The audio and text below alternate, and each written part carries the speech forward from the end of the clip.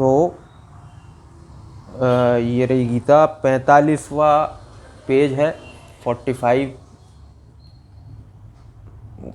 है ना। हिंदी की राइटिंग तुम समझ ही लो, देख लो, ये लो मैं निकाल के देता हूँ।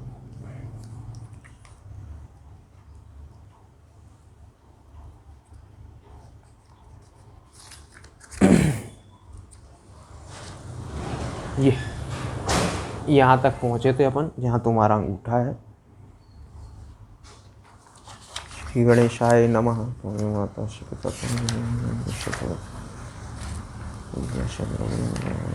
सर्वं मम देवदेव श्री कृष्णं वंदे जगद्गुरुं। पहुँच गए उस श्लोक पे? श्लोक कौन सा श्लोक था? श्लोक था 56 तक पहुँच गए थे, लेकिन अपन थोड़ा सा पीछे 2 श्लोक चालू करेंगे। श्लोक नंबर है 54, मैं बता देता हूँ।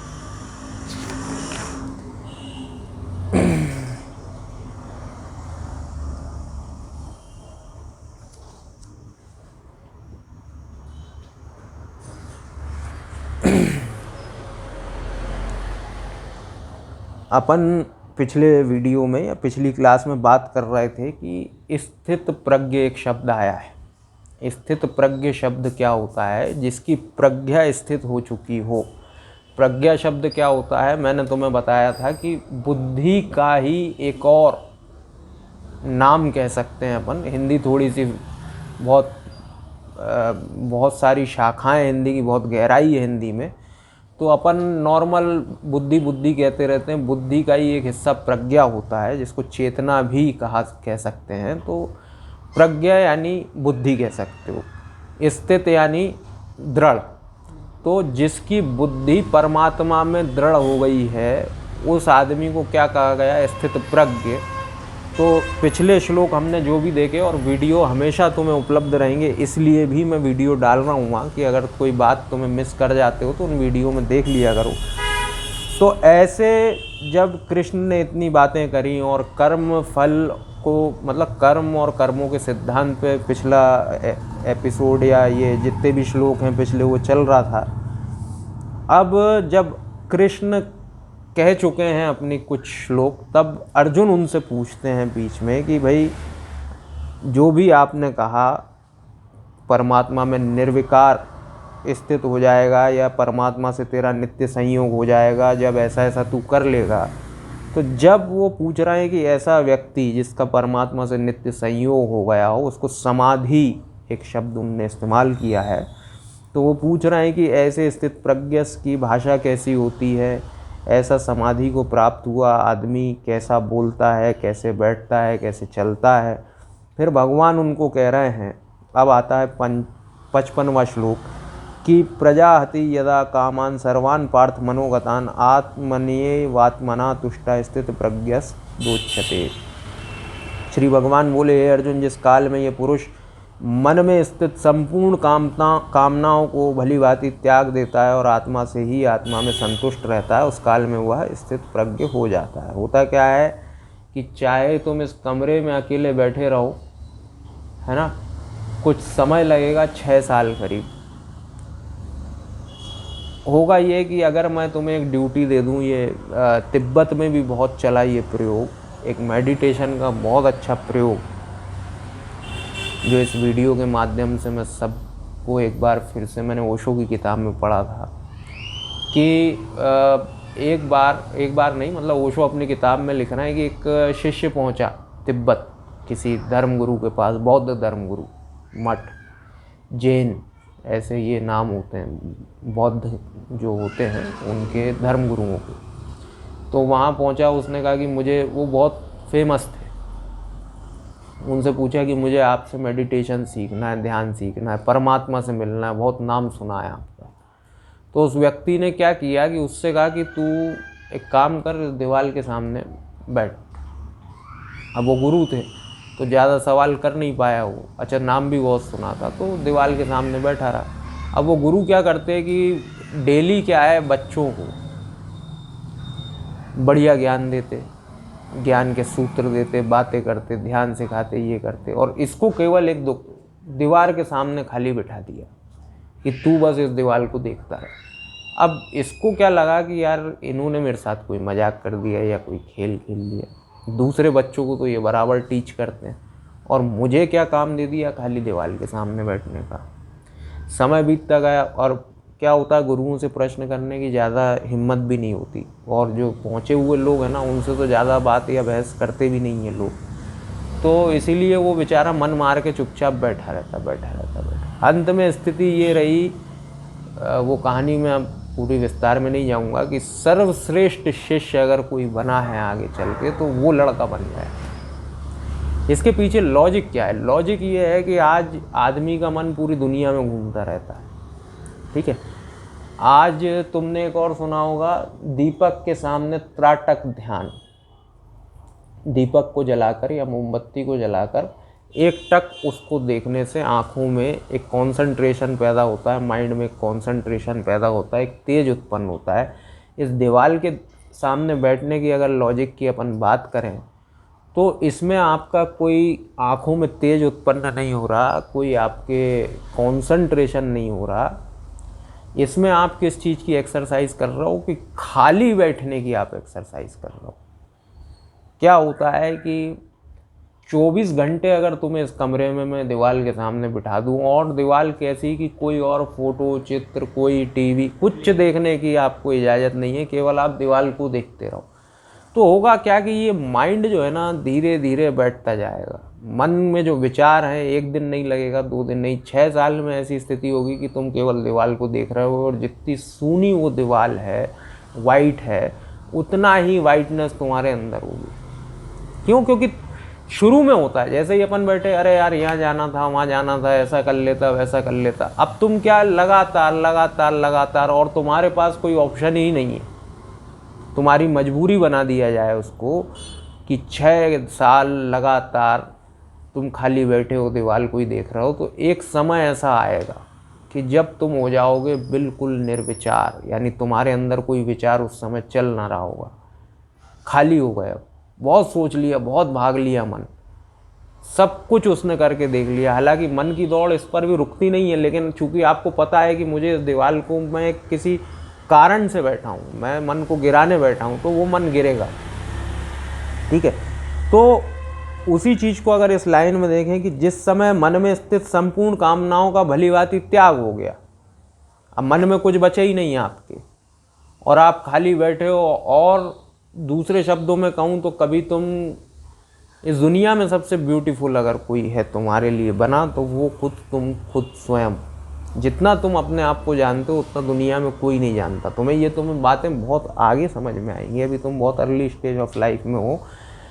तो होता क्या है, अक्सर लोगों ने इस चीज़ को एकांत में महसूस किया है कि जब वो किसी झरने के पास बैठे हैं, कभी जंगल में बैठे हैं, किसी मंदिर में, जब तुम खुद से कनेक्ट हो पाते हो और जब तुम अपनी ही आवाज़ सुनते हो, तो उससे बेहतर दोस्त, ये कृष्ण भी कहेंगे आगे, कि मन से बेहतर मित्र और मन से बुरा शत्रु इस दुनिया में आदमी का कोई है ही नहीं। दूसरा तो कोई है ही नहीं, जो कुछ है तुम्हारा ओन मन, ओन मित्र है, ओन शत्रु है, ठीक है। दूसरा तो बाद में हानि पहुंचाएगा, दूसरा तो बाद में फ़ायदा पहुंचाएगा। तुम्हारे सारे फ़ायदे अगर और नुकसान, अगर तुम सबसे बड़ा फ़ायदा अगर तुम कर सकते हो तो वो तुम्हारा मन है, उसमें हेतु। तुम्हारा सबसे बड़ा अगर नुकसान तुम कर सकते हो तो उसमें भी तुम्हारा मन ही हेतु, ठीक है। तो जब ये मन आपका छूट जाता है तो क्या, जैसे ही आपको खुद से आपका मुलाकात होती है, वो सेल्फ के बाद आती है आत्मा, जिस तक पहुँच हालांकि लोगों की इतनी आसानी से होती नहीं है। पहले तो क्या होगा कि तुम सेल्फ से ही बातें और बहुत सारी चीज़ें चलती रहेंगी, तुम्हारी आत्मा उससे भी गहन विषय।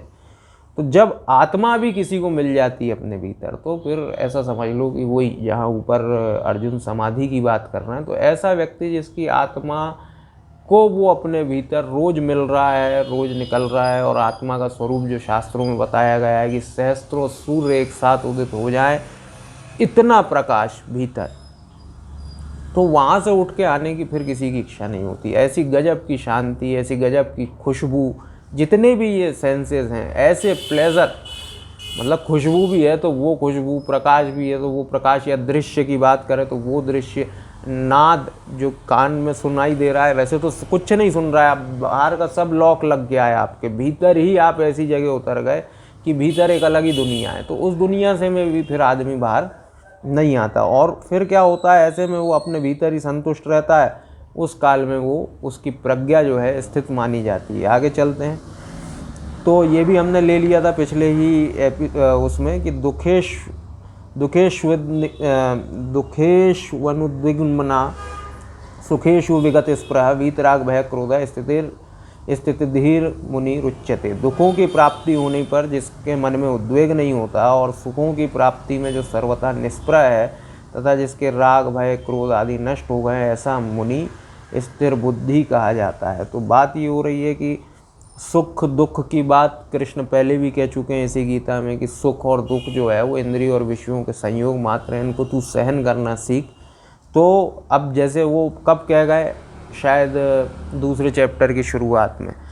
तो अब ऐसा मान लो कि अगर तुमने, वही मैं जिनी सिद्ध करने की भी बात कर रहा था पिछले उसमें, तो जैसे तुमने 50 श्लोकों में उस बात को प्रैक्टिस कर करके सिद्ध कर लिया, तो यहाँ पे क्या हुआ कि फिर क्या है, तुम्हारे वो चीज़ सधने लगी तुम्हारे भीतर।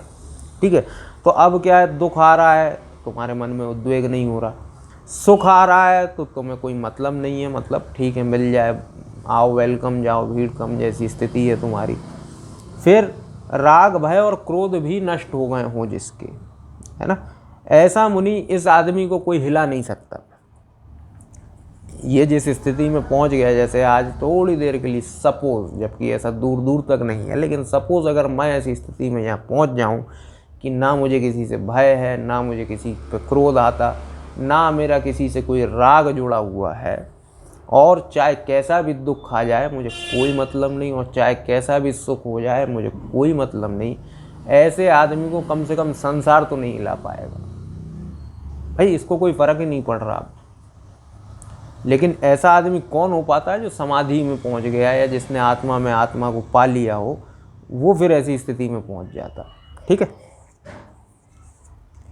अब आज के श्लोक हम शुरू करते हैं कि यह सर्वत्रान भी स्नेह तत्प्राप्य शुभाशुभम ना भिन्नन्ति न द्वेष्टि तस्य प्रज्ञा प्रतिष्ठिता। जो पुरुष सर्वत्र स्नेह रहित हुआ, उस शुभ या अशुभ वस्तु को प्राप्त होकर ना तो प्रसन्न ही होता है और ना द्वेष ही करता है, उसकी बुद्धि स्थिर है। बस सारे श्लोक ये 5 या 6 जितने भी आने वाले हैं, सब एक ही व्यक्ति की स्थिति का निरूपण कर रहे हैं कि उसको आगे भी ले चलो यहाँ तक, ठीक है, कि दुखों की प्राप्ति पे इसको फ़र्क नहीं पड़ रहा, सुख मिल जाए तो फ़र्क नहीं पड़ता, राग भय क्रोध नष्ट हो गए हैं।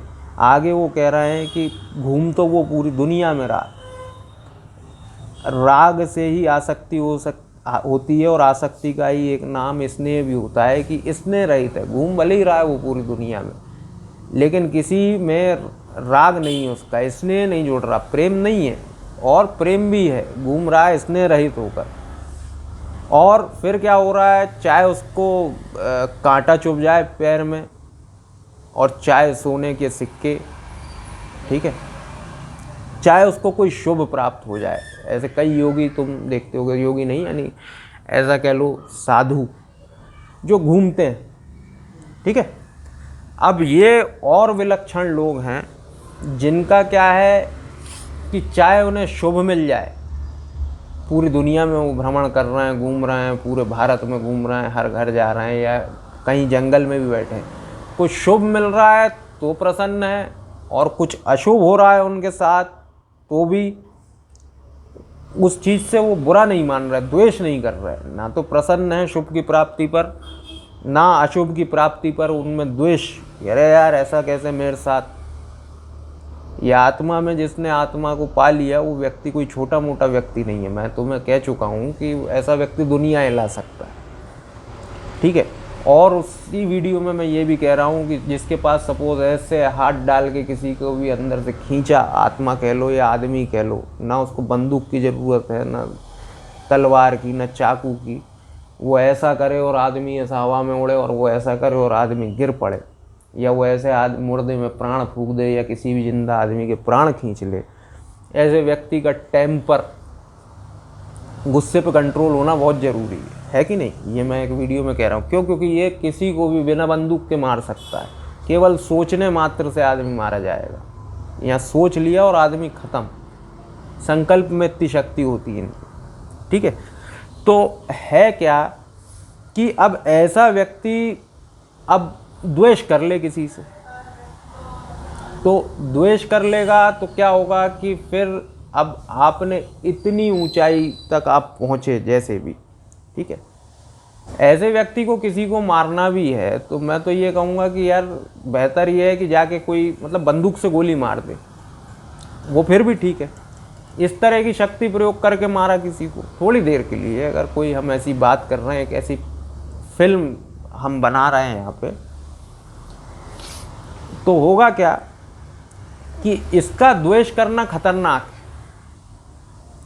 अगर ये आदमी किसी से द्वेष पाल लेगा, एक तरीके से सोचो कि किसी ने अपने भीतर आत्मा पाली, मैंने कहा ना कि ये कल्याण के भी नए झंडे गाड़ सकता है और विनाश के भी, और ये किसी से विनाश मतलब द्वेष कर ले तो ये पूरी सकल ब्रह्मांड का या इस पूरी दुनिया का या एक मतलब अच्छा खासा नुकसान पहुंचा सकता है ये आदमी। क्यों? क्योंकि इसको क्या है, कुछ भी अशुभ प्राप्त हुआ, इसको द्वेष हो गया उससे, ठीक है। परेशानी महसूस हुई तो पावर का दुरुपयोग, जो मैं कह रहा हूँ ना कि ये ज्ञान कहीं ना कहीं एक रिवॉल्वर का भी काम करता है, तो उस पावर का दुरुपयोग हो जाएगा।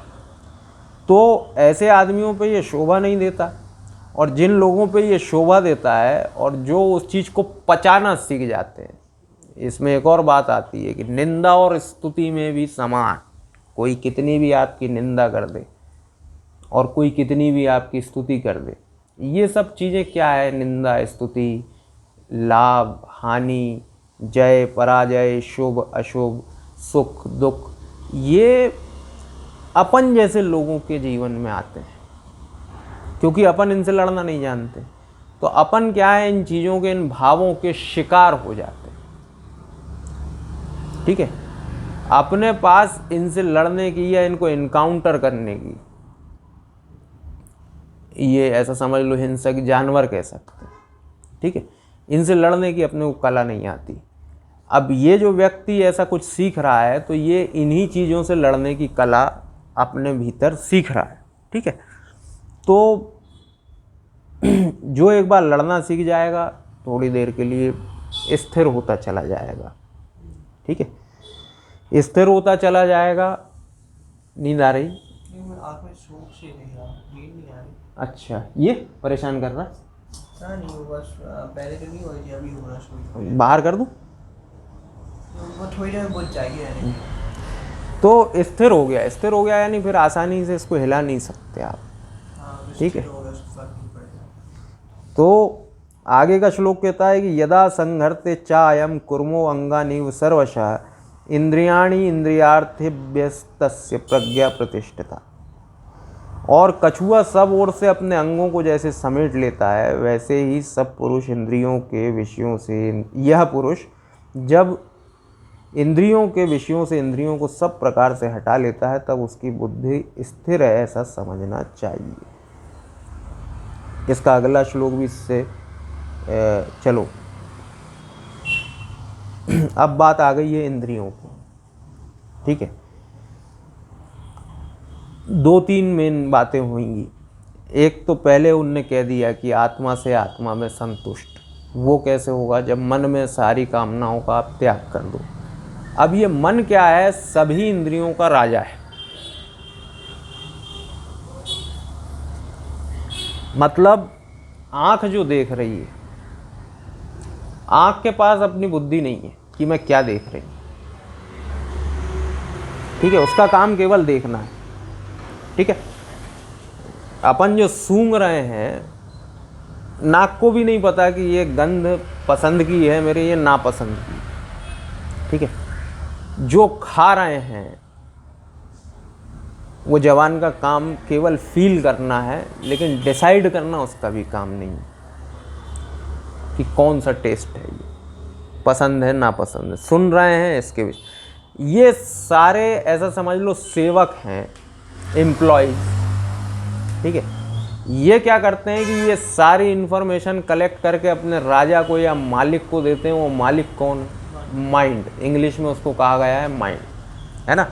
अच्छा, बुद्धि जिसको कहते हैं या दिमाग जिसको कहते हैं, मस्तिष्क जिसको कहते हैं, उसका भी काम है, उसका वो ऐसा समझ लो कि मन से थोड़ा सा एक और अपन डिपार्टमेंट बुद्धि का या उसका रख देते हैं, ब्रेन का, कि वो इन सेंस मतलब ये चीज़ आई, अब जवान पे कुछ रखा, एकदम से उसने मैसेज जो गया कि यार भयंकर तीखा, एकदम से जो मैसेज गया, तो माइंड का काम है केवल ये डिसाइड करके बताना कि ये बहुत तीखा है।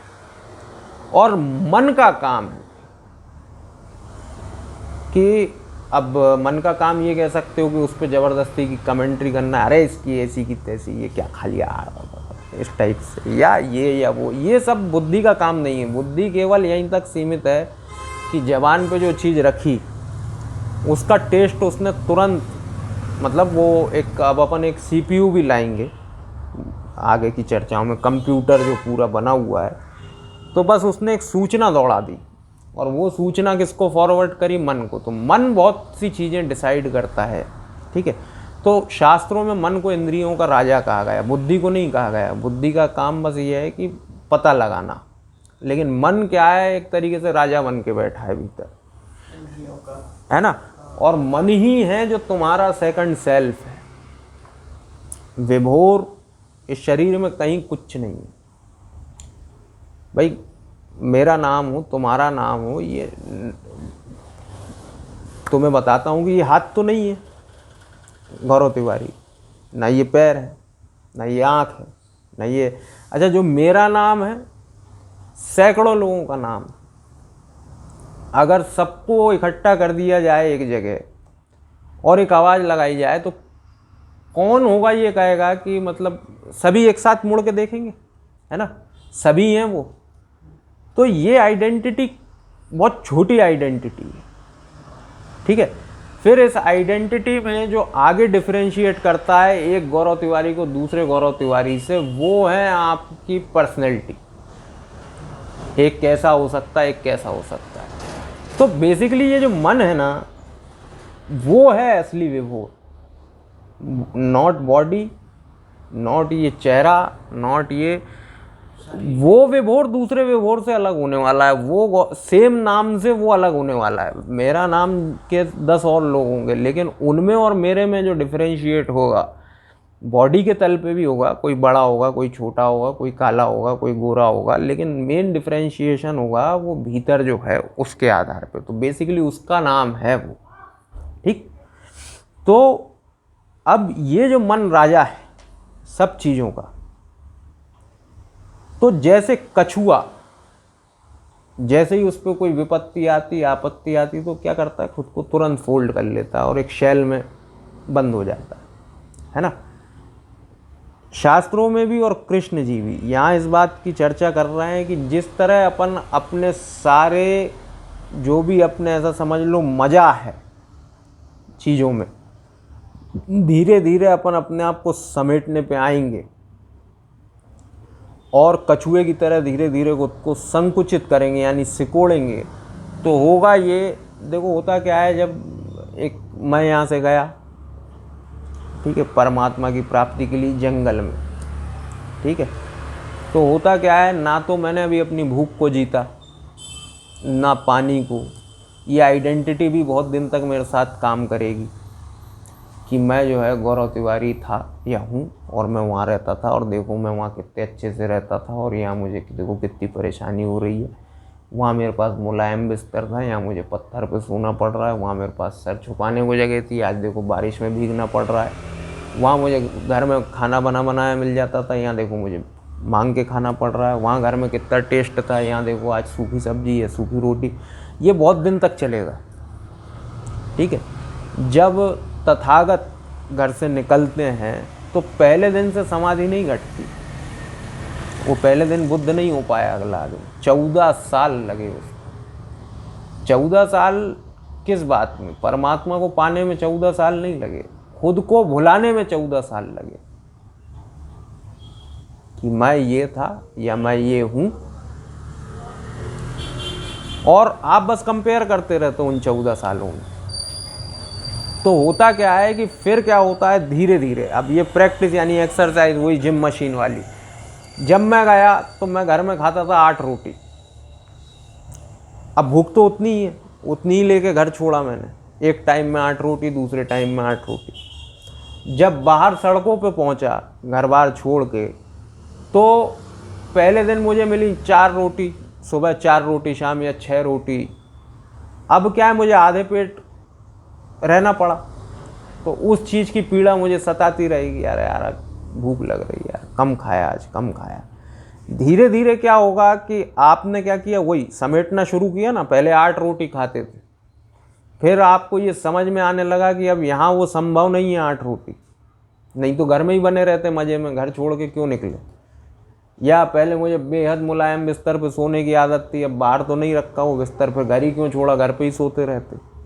तो आपने क्या किया कि अपना जो भी कंफर्ट जोन है उसको समेटना शुरू किया, और समेटना शुरू किया तो धीरे धीरे क्या हुआ कि फिर आपको ये पता लगने लगा कि बॉडी तो क्या है कि हवा खा के भी जीवित रह सकता है आदमी, पानी पी के भी। जरूरी नहीं है कि 40 दिन में 1 रोटी मिल जाए आप जीते रहोगे, लेकिन ऐसा नहीं है कि आप को ये प्रैक्टिस से अपने भीतर लाना पड़ेगा। पहले क्या होगा कि 8 रोटी से 6 रोटी पे आई डाइट, 6 से 4 पे, फिर 2 पे, और फिर धीरे धीरे आप उसको कहीं ना कहीं जीतने में लगे हुए हो, तो फिर 2 दिन में 2 रोटी भी चलेंगी। लेकिन आपको, मैंने जो तुम्हें बताया था कि अपने भीतर एक जनरेटर है, ठीक है, उस जनरेटर को धीरे धीरे अपने जो भी कह लो, तपस्या के प्रभाव से कह लो या ध्यान से कह लो, मेडिटेशन से, उसको ऑन करना है तुम्हें। एक स्विच है तुम्हारे भीतर जो एकदम से पहुंच नहीं है तुम्हारी उस स्विच पे। जैसे ही उस स्विच पे तुम्हारी धीरे धीरे पहुंच बनती जाती है और तुमने उसको एक्टिवेट कर दिया अपने भीतर, तुम 40 दिन रह सकते हो बिना खाना खाए, बहुत मज़े में। शरीर सूख जाएगा क्योंकि वो दिखता है शरीर पे, लेकिन इसका मतलब ये नहीं है कि तुम्हारी ऊर्जा में या तुम्हें खड़े होने में तकलीफ हो रही होगी या तुम चलने फिरने में, तुम बराबर एनर्जी होगी तुम। और 40 दिन बाद फिर तुमने 2 रोटी खा ली, अगेन मज़े में, कहीं कोई ऐसी दिक्कत नहीं है, कहीं कोई ऐसी बाधा नहीं है। इस बॉडी से बहुत कुछ अचीव किया जा सकता है। जो हमने बात करके देखी एक हिमालय पे योगी की, जो नंगा घूम रहा है पट्टा मज़े में, उसको कोई ठंड नहीं लग रही, और हम जरा सी ठंड में 3-3 स्वेटर पहन के घूमते हैं, है ना। तो हम बॉडी का उपयोग ही नहीं कर पा रहे पूरी तरीके से। अच्छा, बॉडी को जब तक इस कमरे में जरा सी गर्मी हुई और मैं दौड़ के गया, पैसा है मेरे पास, मैं दौड़ के गया, मैं कूलर ले आया, ठीक है, कूलर ले आया, फिर मैंने देखा थोड़े से गर्मी और बड़ी मई में, और मैंने कहा यार ये कूलर भी फेल हो रहा है, मैं तुरंत गया, मैं एसी ले आया। तुमने बॉडी को उस एक तरीके से भट्टी में झोंकने की तुम्हारी तैयारी नहीं है। जरा सा तुम्हारा कंफर्ट लेवल डाउन गया और तुम कुछ ना कुछ ऐसी चीज़ जुगाड़ लाते हो बाजार से कि तुम क्या कंफर्ट बना रहे तुम्हारा। और कभी भी ये प्रैक्टिकल करके देखना कि उधर अप्रैल 25 के आसपास या जब थोड़ी सी गर्मी बढ़े, उसमें 2-3 दिन तुम जो है अच्छी गर्मी खा लेना, और पूरे सीजन अगर तुम्हें लू लग जाए या गर्मी सता जाए तो तुम कहना कि भैया आपने गलत कहा। कुछ दिन शुरुआत से ही तुम बॉडी को क्या करना, क्योंकि मैंने प्रैक्टिकल किया है कि जहाँ गर्मी उधर बढ़ना शुरू हुई 25 अप्रैल के आसपास, और 2-4 दिन क्या है पंखा वंखा बंद करके, मतलब अच्छी गर्मी खा लो बैठ के। मैं लू में निकलने की बात नहीं कर रहा, मैं गर्मी एब्जॉर्व करने की बात कर रहा हूँ। जरा अच्छी गर्मी खा लो, फिर तुम पूरे सीजन भर घूमते फिरते रहना भरी लू में, तुम्हें गर्मी का एहसास नहीं होगा, क्योंकि तुमने पहले ही जो है 3 दिन भरपूर गर्मी खा ली। अब दूसरी गर्मी तुम्हें, मतलब ठीक है, तो ये क्या करते हो आप अपने बॉडी को उसके हिसाब से बना लेते हो, टेम्परेचर कह लो, ये वो सब होता है कंट्रोल। लेकिन अपन क्या है, सुविधा भोगी हो गए, आज के लोग सुविधा भोगी हो गए। तो जरा सा आपको जरा सी एडवर्सिटी आई नहीं और आपने कोई ना कोई उसका उपाय या रेमेडी ढूंढी नहीं। जबकि हकीकत ये है कि जैसे कछुआ अपने अंगों को सब तरह से समेट लेता है, आप अपने इंद्रियों पर कंट्रोल करो और फिर क्या करेगी कि इंद्री, ये मन है, पहले बहुत मैसेज भेजेगा, अरे भाई गर्मी लग रही, गर्मी लग रही, गर्मी लग रही, और फिर जब आपने कहा कि नहीं गर्मी ही झेलने बैठे हैं, तो धीरे धीरे वो ठंडा पड़ता जाएगा कि अब भाई साहब पे बात मान नहीं रहा है, अभी हमारी चल ना पा रही, इन पे अब गर्मी झेलनी ही पड़ेगी। और उस समय क्या होगा, आप इस थॉट में स्थिर हो जाओगे, इस छोटे से थॉट में कि मुझे ये गर्मी झेलनी ही है। पहले वो मन कुलबुलाएगा बहुत, फिर जब उसको समझ में आ जाएगा कि यार इन पे मेरा बस चल नहीं रहा, तो मन को भी फिर एग्री होना पड़ेगा। मन पे एग्री होना पड़ेगा मतलब आपकी बुद्धि स्थिर हो गई, बुद्धि स्थिर हो गई यानी फिर वो काम आपने कर डाला, कर डाला तो मतलब आप सफल हो गए उस काम में। विषया विनिवृंतते निराहारस्य देहिना रसवर्जम रसो अप्यस्य परम दृष्ट्वा निवर्तते। इंद्रियों द्वारा विषयों को ग्रहण ना करने वाले पुरुषों के भी केवल विषय तो निवृत्त हो जाते हैं, परंतु उनमें रहने वाली आसक्ति निवृत्त नहीं होती। इस स्थित प्रज्ञ पुरुष की तो आसक्ति भी परमात्मा का साक्षात्कार करके निवृत्त हो जाती है। होता क्या है, आप ज़बरदस्ती मार मार के किसी को मुल्ला बनाओ, कहावत होती है कि किसी को मार मार के कोई काम करवाओ, वो कर तो लेगा पट्टा, लेकिन उसकी रुचि नहीं है, ठीक है, वो मजबूरी वश ऐसा कर रहा है। थोड़ी देर के लिए इसको ऐसे भी कहा जाता है कि जो कई लोग घर छोड़ देते हैं, साधु बन जाते हैं, बाबा बन जाते हैं, ये बन जाते हैं, वो बन जाते हैं, लेकिन इन्होंने घर छोड़ा मजबूरी वश, गरीबी के चलते, ठीक है। परमात्मा को ये प्राप्त बहुत कम प्राप्त करते देखे जाए। मतलब तुम्हारा जो है परमात्मा को प्राप्ति के उद्देश्य से तुमने घर नहीं छोड़ा कि हम जाकर परमात्मा को प्राप्त करेंगे, तुमने अपने घर की गरीबी के चलते घर छोड़ा है। तो तुम्हारा जो पहला प्रायोरिटी है वो परमात्मा नहीं है, गरीबी की वजह से घर छोड़ दी है तुमने, ठीक। अब किसी आदमी को तुम जबरदस्ती बाबा बना दो, बन तो जाएगा वो, लेकिन उसका मन कहाँ आएगा, बार बार दुनिया में। दुनिया को उसने थोड़ी छोड़ा था, मजबूरी में छूट गई उसकी दुनिया, ठीक है। उसको दुनिया लुभाती है, उसने अपनी इच्छा से नहीं छोड़ा है कि ये दुनिया जो है कचरा है, जो शब्द मैंने कहा था, इसलिए मैं इस दुनिया को छोड़ रहा हूँ और जंगल में जाके आराम से रहूँगा। उसने इस दुनिया को क्यों छोड़ा, उसकी मजबूरी, गरीबी कह सकते, ठीक है। तो रहेगा वो जंगल में, लेकिन उसका मन कहाँ लगा रहेगा हमेशा, दुनियादारी में। अरे वाह यार क्या बढ़िया चीज़ है, अरे वाह यार। तो सेम सपोज एज दैट कि तुम्हारे मुंह में छाले हो जाते हैं। अब छालों की वजह से कभी कभी छाले इतने बढ़ गए कि तुम खाना ना खा पा रहे, तो इसको तुम्हारा व्रत या उपवास थोड़ी मान लिया जाएगा। अब परेशानी छाले हैं, अब तुम खाना ना खा पा रहे, तो ये थोड़ी कहा जाएगा कि यार भैया, तो तुम्हारी यहाँ पे बात यही चल रही है कि तुम इंद्रियों के द्वारा, यानी खाना जो है जबान के द्वारा, विषय यानी खाना ग्रहण भले ही ना कर पा रहे, तो विषय तो निवृत्त हो गए तुम्हारे। जो ऊपर वो कह रहे हैं कि कछुआ जिस तरीके से सब ओर से अंग समेट लेता है, इसी तरह आदमी जो वैसे समेट लेना चाहिए। लेकिन होता क्या है कि कभी कभी ज़बरदस्ती भी हो जाता है आदमी के साथ। तो ज़बरदस्ती में क्या होता है कि इंद्रियों के द्वारा विषय तो वो ग्रहण नहीं कर रहा, लेकिन विषय में जो उसकी आसक्ति है वो थोड़ी निवृत्त हो जाएगी, उससे कभी नहीं हो सकती।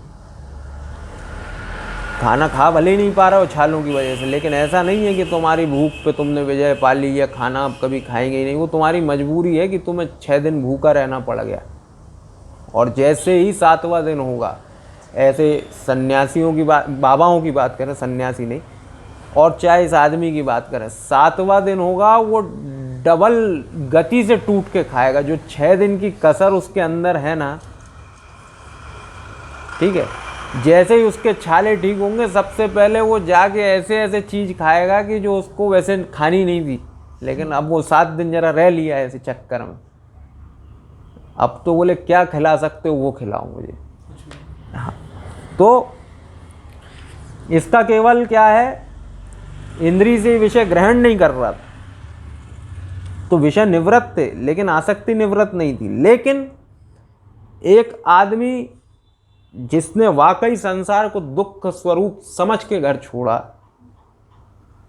ठीक है, या जानबूझ के, जैसे उपवास रखता ना आदमी, जन्माष्टमी है, महाशिवरात्रि है, नवदुर्गा है, नवरात्रि है, कि अब मैं जो है आज के दिन या आज से इतने दिन खाना खाऊंगा ही नहीं, या एक टाइम खाऊंगा, तो ऐसा आदमी जो है, इसकी ये जो भावना है ये स्थित प्रज्ञ है, ये खुद ये मतलब खुद से ये वादा कर रहा है कि यार मैं आज एक दिन या इतने दिन, अब खाना अगले इतने दिन खाऊंगा ही नहीं। तो इसकी फिर भी जो बात कहें अपन, इसकी ये जो धारणा है ये स्थित प्रज्ञ मानी जा सकती। तो ऐसे ही जो जिनकी ये बात कर रहे हैं ऐसे लोग जिनको स्थित प्रज्ञ कहा गया है, उनका क्या है कि ऐसे लोग जिनको परमात्मा का फिर भीतर साक्षात्कार हो गया है, तो उनकी फिर संसार में जितने भी भोग हैं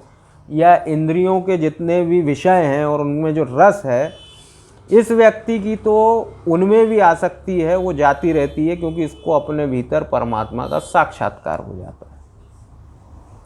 ठीक है। यततो ह्यपि कौन्तेय पुरुषस्य विपश्चितः इंद्रियाणि प्रमाथीनि हरन्ति प्रसभम मना। हे अर्जुन, आसक्ति का नाश ना होने के कारण ये प्रमथन स्वभाव वाली इंद्रियां यत्न करते हुए बुद्धिमान पुरुष को मन को भी बलात् हर लेती हैं। बुरा मत मानना, लेकिन अब मुझे एक ऐसे उदाहरण को लाना पड़ेगा जो बहुत ज़रूरी है यहाँ पे। तुमने सुना होगा कि पहले जो ऐसी कहानियाँ हैं,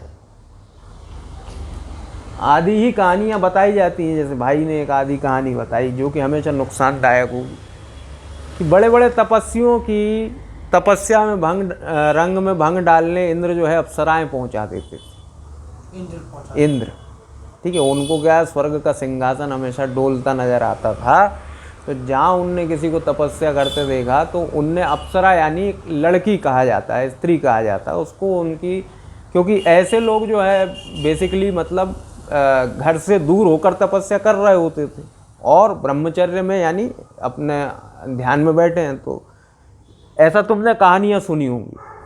आधी कहानी है, आधी कहानियाँ ये हैं कि अब देखो दो प्रकार के लोग, एक तो कमज़ोर मन वाले और एक स्थित प्रज्ञ पुरुष। ठीक है, एक वो जो दुनिया छोड़ गए किसी मजबूरी में, अपनी पत्नी पीछे छोड़ गए कि उनसे गरीबी नहीं झेली या जो कुछ भी हुआ, वे फिर भी इंद्र की इस चाल में आ जाएंगे, क्योंकि इनको छोड़ना नहीं था, इनसे जबरदस्ती छूट गया किसी कारणवश। ठीक है, और एक वो तथागत बुद्ध जैसे, जो वो उनका नाम गलत आ गया है, एक वो जो घर पे लात मार के ही आ रहा है कि यार मुझे चाहिए ही नहीं ये सब। ठीक है, तो आधी कहानी ये कहती है, क्योंकि ये आधा सत्य हमेशा घातक होता है, तो ये आधा सत्य बहुत चलता रहता है कि वो इंद्र ऐसा करते थे, इंद्र ऐसा करते थे, वो बहुत से योगी यति जो हैं ऋषि ब्रह्मचारी ये वो फेल हो जाते थे। आधा सत्य ये, आधा सत्य ये है कि कुछ ने तो मार डाला, श्राप दे डाला। जैसे ही उनकी ऐसी तपस्या चल रही है और उनको जरा सी भी परेशानी हुई, आंखें खुली हैं, तो उनने ये कहा कि तुम जो है कीड़ा बन जाओ, कीड़ा तुरंत मेरे तप के प्रभाव से, कुत्ता बन जाओ, कुतिया बन जाओ, आज से 4 जन्म तक तुम्हारी ऐसी दुर्गति हो। ऐसे लोग भी हैं और ऐसे लोगों की संख्या ज़्यादा है। ठीक है, क्यों? क्योंकि मैं अच्छा खासा अपना काम कर रहा था, ठीक है, तुमने आके मेरा काम बिगाड़ दिया, तो गुस्सा तो बहुत तेज आता है। ठीक है, तो गुस्सा आता है तो फिर क्या है कि चूंकि अब वो गुस्से का प्रभाव, ऐसे ही हमारे महादेव बैठे थे आराम से समाधि, तो कामदेव को पहुंचा दिए इंद्र ने। इंद्र कम खुराफाती नहीं हुआ करते, देवताओं के राजा। क्या होता है कि कभी कभी इन सन्यासियों से काम भी लेना पड़ता है, तो उनसे थोड़ा काम था उन्हें, तो वो समाधि में बैठे हुए थे, बहुत डीप समाधि में। ठीक है, अब ऐसे लोगों को क्या, एक तो छेड़ने की हिम्मत नहीं करता कोई, महादेव हो या जो भी ऐसे तपस्वी हैं, तो वो क्या करते, भाई मैं नहीं जाऊंगा, तू जा टाइप। वो कह रहा मैं नहीं जाऊंगा, उन्होंने कहा मैं राजा हूँ ना, देख जाना पड़ेगा, नहीं तो मैं मार दूंगा, चल जा।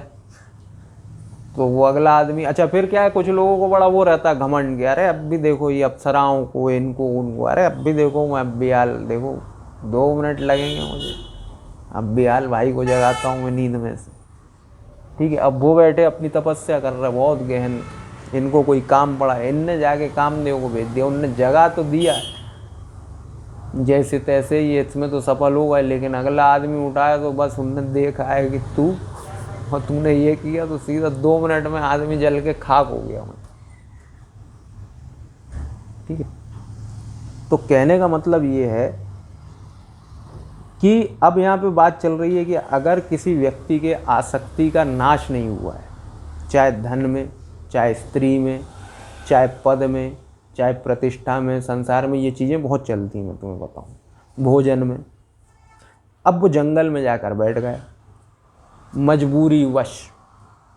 ठीक है, यहाँ गरीबी झेल नहीं रही थी, उनने एक बाबा बन गए, परमात्मा को तो ये प्राप्त करेंगे नहीं, और जब मौका मिलेगा इनको, जब, तो क्या होगा, किसी ने ऑफर कर दिया, जब इनको ऑफर होगा पैसा, पद, प्रतिष्ठा, स्त्री, ये सारा कुछ छोड़ के तुरंत भागेंगे। क्यों? क्योंकि इनकी आसक्ति का नाश नहीं हुआ था। ठीक है, मजबूरी वश। अच्छा फिर ठीक है, ये हो गई एक सबसे जो नीचे के लेवल की बात है, नीचे के लोग।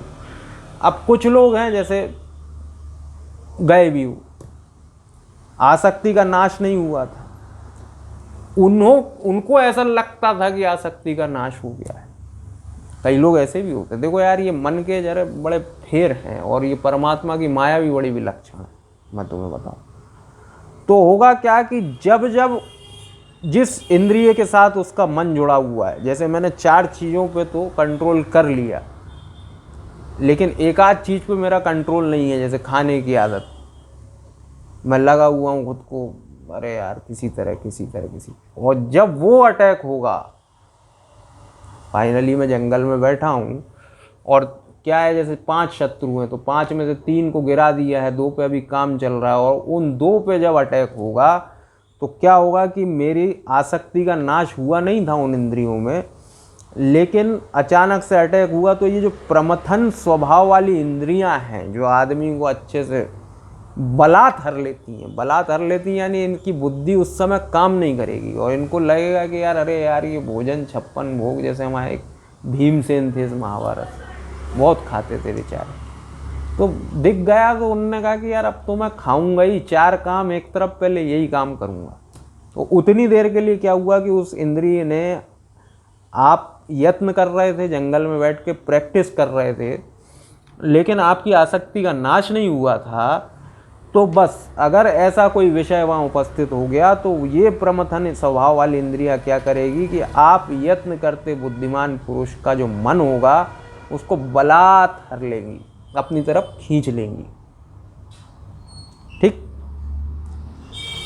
तानि सर्वाणि संयम युक्त आसित मत्परा वशे ही यस्य इंद्रियाणि तस्य प्रज्ञा प्रतिष्ठिता। इसलिए साधक को चाहिए कि वह उन संपूर्ण इंद्रियों को वश में करके समाहित चित्त हुआ मेरे परायण होकर ध्यान में बैठे, परमात्मा के परायण होकर ध्यान में बैठे।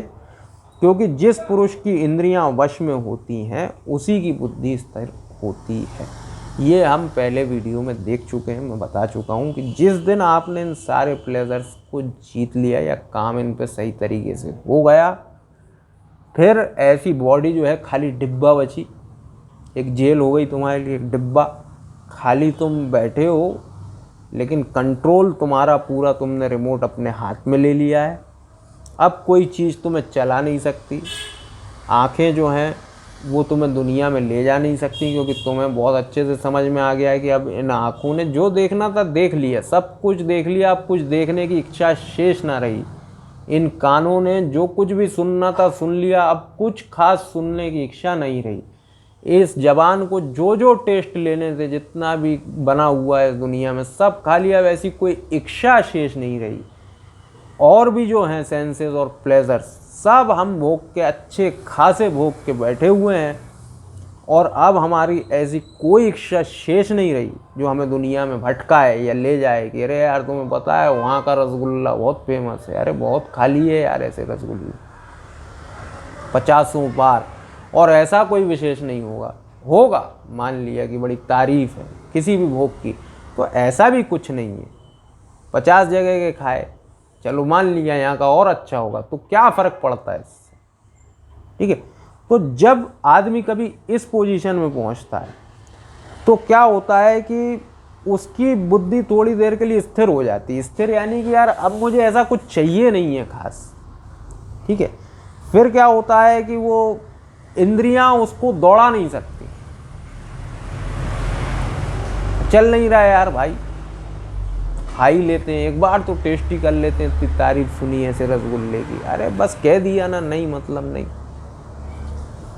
इतनी दफ़े तू ले गया, मन से हम कह रहे हैं कि इतनी दफ़े तू हमें दुनिया में दौड़ाता रहा, क्या मिला आज तक, कुछ नहीं मिला। We are very much convinced कि अब इस दुनिया में ज़्यादा कुछ खास बचा नहीं है रस। तो ऐसे आदमी की फिर भी बुद्धि स्थिर हो सकती है, ठीक है। फिर वो क्या करे कि सारे इंद्रियों को, और ये प्रमथन स्वभाव वाली इंद्रियां जो इनको कंट्रोल करे, मन को कंट्रोल करे, समाहित चित्त हुआ मेरे परायण होकर कि मैं अब फिर क्या करूँगा जब ऐसा कुछ नहीं बचा इस दुनिया में, तो एक ही काम बचा है कि परमात्मा को प्राप्त करना। भाई एक ही श्रेष्ठ वस्तु है आत्मा या परमात्मा, तो इसको थोड़ा सा देखें, तो इसके लिए ध्यान में बैठे, ठीक है। ध्यायतो विषयान पुंसः संगस्तेषु पजायते संगास्त संज्ञात कामः कामात् क्रोधो अभिजायते। विषयों का चिंतन करने वाले पुरुष की उन विषयों में आसक्ति होती, आसक्ति से उन विषयों की कामना उत्पन्न होती है, और कामना में विघ्न पड़ने से क्रोध उत्पन्न होता है। होता क्या है कि आप लगातार किसी विषय के विषय में चिंतन कर रहे हैं। अब जब ये विषय का चिंतन, एक थॉट की भी एक अलग दुनिया है, और बहुत खतरनाक चीज़ है विचार, ठीक है। विचार यहाँ क्यों लेके आया मैं, क्योंकि बात हो रही है चिंतन की। जब आप किसी चीज़ पर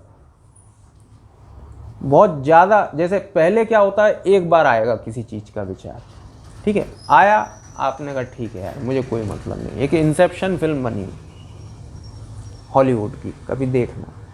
एक विचार किस तरीके से आदमी को बर्बाद कर सकता है, या एक विचार किस तरीके से आदमी को इंसान से भगवान बना सकता है, विचार की एक बड़ी महिमा है। इंसेप्शन नाम। दूसरी चीज़ क्या है कि स्वामी विवेकानंद जैसे लोग, और भी भारतीय शास्त्र, वो तो पिक्चर है, उससे पहले के बीज यहाँ मिलेंगे। विचार एक बहुत पावरफुल टूल है इस संसार का। एक लाइन लेके आता हूँ जो बहुत चल रही है इन दिनों, कि विचार, आप जैसा विचार करते हैं वैसा बनते चले जाते हैं, ये हकीकत है। विचारों की महिमा इतनी है कि अगर तुम खुद को बीमार ऐसा मतलब कन्विंस हो गए, तुम बहुत इस बात का रट्टा तुमने लगा लिया, तो तुम्हारी बॉडी को अकॉर्डिंगली एक्ट करना पड़ेगा, करेगी वो, तुम बीमार हो जाओगे। और अगर तुम कितनी ही बीमारी में ना पड़े हो, और अगर तुमने विचारों में ये कन्विंस कर लिया खुद को कि यार I am right fight, I will, मैं कम बैक करूँगा, मैं कल सुबह उठ के ये, मतलब आप खड़े मिलोगे अगले दिन। मेडिकल साइंस हतप्रभ हो जाएगा, it is not possible miracle, लेकिन विचारों में बहुत ताकत होती है। तो बात क्या चल रही है, विषयों का चिंतन। तो होता क्या है, एक नई गाड़ी आई, तुमने देखा, अभी तुम्हारा बाइक के प्रति मैं जानता हूँ उतना ज़्यादा रुचि अभी नहीं है, लेकिन थोड़े आगे जाओगे तो तुम्हें लगने लगेगा कि ये एक बहुत ज़रूरी चीज़ है जीवन में। फिर तुम पहली बार ये सोचोगे, या हो सकता है गलती से मैं ये थॉट यहाँ से दे रहा हूँ, ऐसा नहीं है, इसको हम एनकाउंटर भी कर देंगे कहीं, तो एक विचार आता है कि यार क्या ये चीज़ ज़रूरी है। फिर उस विचार को हम चिंतन करने लगते हैं, बैठे बैठे खाली सोचते रहते हैं कि यार गाड़ी होगी तो क्या होगा, ये होगा, वो होगा, फलाना होगा, ढिमका होगा, ऐसा भी कर पाऊँगा, वैसा भी कर पाऊँगा। तो पहले तो विषय था नहीं, फिर विषय दिमाग में कहीं से आया, फिर तुमने उसका चिंतन कर डाला, तो अब तुम्हारी उस विषय में आसक्ति हो जाएगी कि अब तो गाड़ी भाई साहब चाहिए ही चाहिए। मैंने पूरा कैलकुलेट करके देख लिया और गाड़ी बिना तो जीवन बेकार है मेरा। अब जैसे ही इस विषय से तुम्हारी आसक्ति जुड़ी, आसक्ति मतलब गाड़ी है, गाड़ी आसक्ति अभी जुड़ी, आसक्ति से ये कामना उत्पन्न हो गई कि अब तो भैया जुड़ाव हो गया है और गाड़ी बिना जीवन बेकार है, बाइक बिना जीवन बेकार है, और अब इस कामना हो गई, अब तो ये गाड़ी मुझे चाहिए। और जहाँ घर वालों ने उसको मना किया कि यार अभी तुम्हें 2 साल रुकना पड़ेगा, और तुम्हें गुस्सा आया कि आप समझ नहीं रहे, मैंने पूरा मतलब बैठ के पूरा कैलकुलेट कर लिया कि मुझे कल सुबह चाहिए, आप कह रहे हैं कि 2 साल रुकना पड़ेगा। तो कामना में जहाँ विघ्न पड़ता है, तुम अक्सर देखना हर क्रोध के पीछे तुम्हें कोई ना कोई कामना में विघ्न पड़ेगा। ये तुम आज लाइन लिख के रखना, जैसा आप चाह रहे हो वैसा हो नहीं रहा और आपको गुस्सा आया,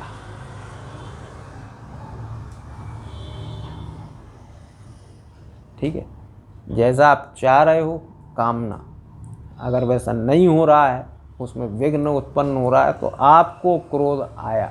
फिर क्या हुआ, क्रोधात् भवति सम्मोह, सम्मोहात् स्मृति विभ्रम, स्मृति भ्रंशात् बुद्धिनाशो, बुद्धिनाशात् प्रणश्यति। जहाँ क्रोध आया, क्रोध से तुरंत मूढ़ भाव उत्पन्न होगा, बुद्धि जो है घर चली जाएगी थोड़ी देर के लिए, सही गलत का फैसला आप भूल जाओगे उतनी देर के लिए, ठीक है। क्रोध से अत्यंत मूढ़ भाव उत्पन्न होता है, मूढ़ भाव से स्मृति में भ्रम होता है, स्मृति में भ्रम हो जाने से बुद्धि अर्थात ज्ञान शक्ति का नाश हो जाता है, और बुद्धि का नाश हो जाने से यह पुरुष अपनी स्थिति से गिर जाता है। क्रोध एक क्षणिक आवेग है, आता है, सेकंड के लिए आता है, फिर चला भी जाता है। समझदारों का ये कहना है कि कोई भी काम आपको करना, इवन मर्डर, 2 दिन रुक के करें आप, सोच के, तुरंत आवेश में आके कोई फैसला ना ले। होता क्या है, आवेश है जो आपसे बहुत गैर जरूरी काम करवाता रहता है। आपको कितना ही बड़ा हो, कितना ही बुरा हो, अच्छा और बुरा जैसा भी काम करना हो, कम से कम आप उन क्षणों का परित्याग कर दें जिसमें आपको या तो बहुत अधिक उत्साह होता है या बहुत अधिक आवेग आता है। आराम से करें, वो करना है ठीक है करेंगे, लेकिन ऐसा नहीं कि तुरंत। ये समझदारों के लक्षण है। सोच के करें। क्रोध में क्या होता है, क्रोध में तुरंत आदमी मूढ़ भाव को पकड़ता है, क्षणिक आवेश जो मैंने कहा ना, हो सकता है इस क्रोध में मतलब मर्डर तक हो जाते हैं। जबकि वो आदमी घर से केवल दूध लेने गया था, उसने दूर दूर तक नहीं सोचा था कि मैं जाके अभी आके किसी को मार आऊंगा, वहां कत्ल कर आऊंगा। कोई ऐसा प्री प्लान्ड नहीं था, बस वो गया दूध लेने, अच्छा खासा आदमी, कोई ऐसी घटना घटी, गाड़ी से गाड़ी टकराई, विवाद बढ़ा, मार फुटौल हो गई, उनने ईंट उठा के दे मारी, आदमी खत्म, ठीक है।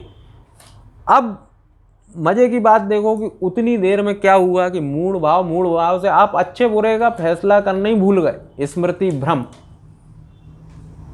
जो भी आपकी बुद्धि है जो फैसला करती है कि ये सही कर रहा हूँ मैं कि गलत कर रहा हूँ, कि इस चीज़ को टाला भी जा सकता है, कितनी ज़रूरी है, कि सब स्मृति में भ्रम हो गया। भ्रम होने से जो ज्ञान था उसका नाश हो गया, और बुद्धि के नाश हो जाने से आप क्या है, अपनी स्थिति से गिर गए। जो भी आपकी समझदारी थी सब धरी की धरी रह गई, और आपने कुछ ऐसा कर डाला कि बाद में आप खुद पछता रहे, अरे यार ये मेरे हाथ से कैसे हो गया, ठीक। राग द्वेष वियुक्तस्तु विषयानिंद्रियश्चरन् आत्मवश्यैर्विधेयात्मा प्रसादम निगच्छति। परंतु अपने अधीन किए हुए अंतःकरण वाला साधक अपने वश में की हुई राग द्वेष से रहित इंद्रियों द्वारा विषयों में विचरण करता हुआ अंतःकरण की प्रसन्नता को प्राप्त होता है।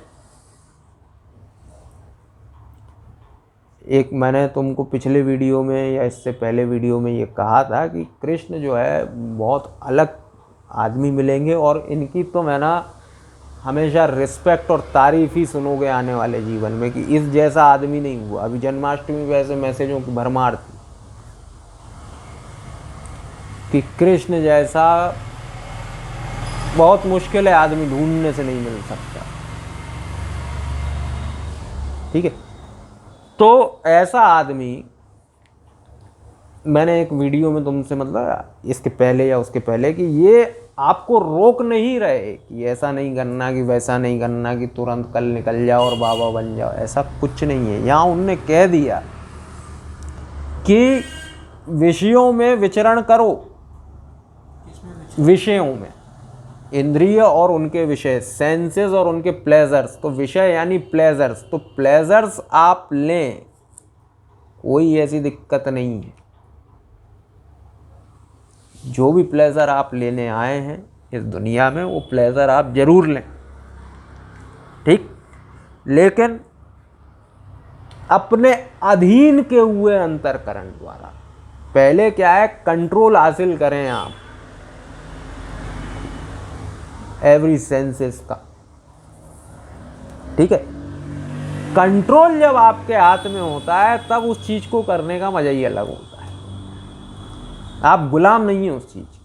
इवन सिगरेट, ठीक, एवरीथिंग, अच्छे से अच्छा और बुरे से बुरा। क्यों? क्योंकि यार ऐसा नहीं है कि मैं इस चीज से एकदम ऐसा स्टक कि इसके बिना मैं मर जाऊंगा या इसके बिना मैं, ये योगी है फिर आदमी। कौन? कोई जो आगे कहेंगे, वो इसी में कह रहा है कि आगे कि वो फिर बरतता हुआ भी नहीं बरत रहा, वो कोई स्टक नहीं है उन चीज़ों में। पहले अपने आप को जीत लिया है, फिर अगर लगता है कि आज मीठा खाना है तो मीठा खा लिया। ना तो कोई डायबिटीज़ है, ना मीठे से कोई परहेज है, ना कुछ है। लेकिन एक समय था जब मीठे बिना मैं रह ही नहीं पाता था, तो पहले वो चीज़ अपने अंदर से ख़त्म करी। अब शौकिया हैं, जब इच्छा होगी मीठा खाएंगे, जब इच्छा होगी नहीं खाएंगे। ऐसे ही हर चीज़ के मामले में। तो किसी भी प्लेजर या किसी भी विषय के संयोग को वो गलत नहीं बता रहे हैं, लेकिन कह ये रहे हैं कि अपने अधीन कर लो पहले अंतःकरण को, और उसमें क्या है, राग और द्वेष मत रखो कि अगर मीठा नहीं मिला तो मार डालूंगा, और ऐसा नहीं हुआ तो ऐसा कर दूंगा। ऐसा कुछ नहीं, मिल जाएगा तो ठीक, नहीं मिलेगा तो ठीक। ठीक है, फिर तुम खूब करते रहो, फिर कोई ऐसी दिक्कत नहीं है। फिर क्या करेगा, जब वो उस विषय का सुख लेगा भी ना, तो भी उसका मन जो है प्रसन्न रहेगा हमेशा, क्योंकि एक तरीके से आपने मन को गुलामी से आजाद किया है। He is not know more slave, अब उस चीज का वो गुलाम नहीं है। तो अब वो चीज वो कर भी रहा होगा ना, वो खुशी के साथ कर रहा होगा कि यार मुझे ये चीजें बांधती नहीं है, मैं मुक्त हूं। वो एक अलग आनंद रहेगा उसका काम को करने का। प्रसादे सर्व दुखानाम हानि रस्योपजायते प्रसन्न चेतसो ह्याशु बुद्धि पर्यवतिष्ठते। अंतःकरण की प्रसन्नता होने पर इसके संपूर्ण दुखों का अभाव हो जाता है, और उस प्रसन्न चित्त वाले कर्म योगी की बुद्धि शीघ्र ही सब ओर से हटकर एक परमात्मा में ही भली भांति स्थिर हो जाती है। फिर जब ये अंतःकरण की प्रसन्नता हो जाएगी तो क्या होगा कि दुख सताएंगे नहीं, और ऐसे प्रसन्न चित्त वाला जो कर्म योगी होगा, जो कर्म तो कर रहा है लेकिन एक योग में स्थित, वो योग क्या है, समत्व। मिला तो ठीक, नहीं मिला तो ठीक।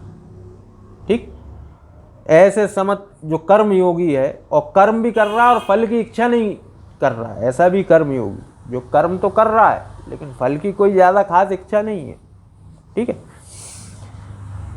धीरे धीरे क्या होगा, ऐसा समझ लो कि ये गीता को पढ़ते पढ़ते और इन सब चीज़ों को करते करते आप मास्टर हो जाएंगे उस आर्ट में। और जब आप उस आर्ट में मास्टरी हासिल कर लेते हैं तो फिर परमात्मा तो है ही, फिर ले दे के परमात्मा तो पूरी गीता का मेन विषय है ही परमात्मा। परमात्मा में आप भली भांति स्थिर होते चले जाएंगे, दुनिया से थोड़ा आपका कट ऑफ होता जाएगा और आपके पास एक आर्ट होगा जीवन को जीने का सही तरीके से।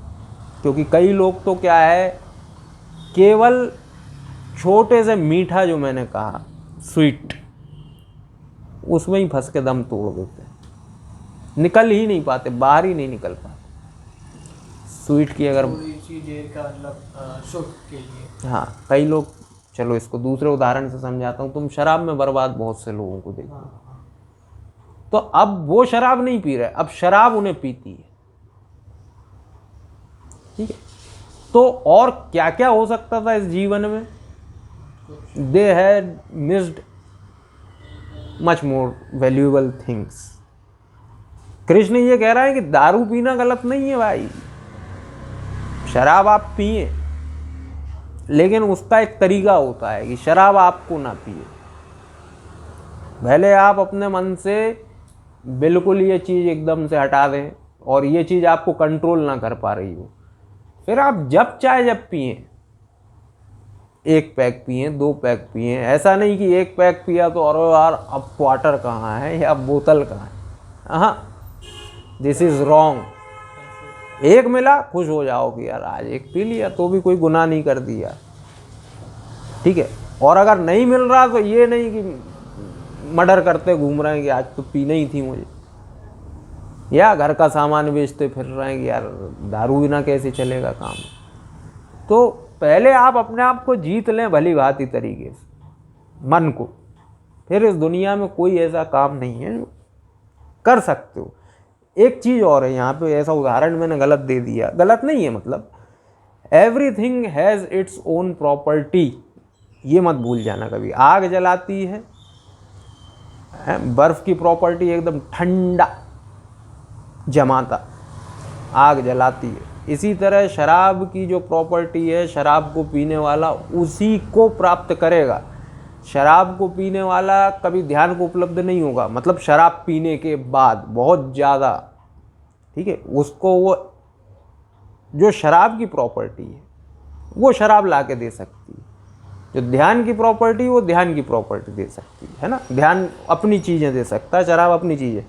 अच्छा नहीं है वो, लेकिन मैं ये कह रहा हूँ कि करने वाले अगर करें तो करने वाले भी ऐसे करें जिससे क्या है कि शराब भी पियो और फिर दुनिया क्यों है, ये जीवन क्यों है, तुम यहाँ क्यों आए हो, खाली शराब में बर्बाद करने नहीं आए दोस्त। ये मैंने मीठे का उदाहरण दिया था तुम्हें कि आदमी जीवन भर उस मीठे से ही बाहर नहीं निकल पाता, स्वीटनेस ही खा जाती, डायबिटिक हो जाता, फिर भी ना छोड़ पाता।